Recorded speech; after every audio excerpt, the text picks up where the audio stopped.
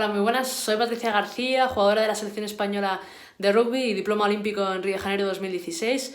Bueno, os quería mandar a toda la comunidad, a todos los estudiantes y personas allegados de la Universidad Politécnica de Valencia un fuerte saludo y también muchísima fuerza en estos momentos tan duros que estamos viviendo, no solo como personas, sino también como sociedad.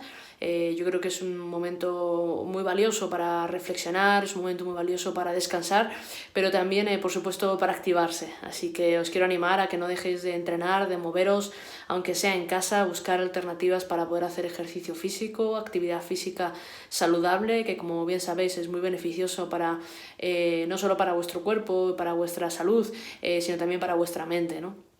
Así que, bueno, pues os quería animar a ello, mandar muchísima fuerza y tratar de conseguir un poco de unión ante esta circunstancia tan difícil que estamos viviendo, que seguro que nos va a ayudar con esta reflexión, este trabajo y esta aportación de cada uno de nosotros y de nosotras a construir un mundo un poquito mejor cuando salgamos de esta difícil pandemia. Así que nada, un fuerte abrazo y muchísimas gracias. Hasta pronto.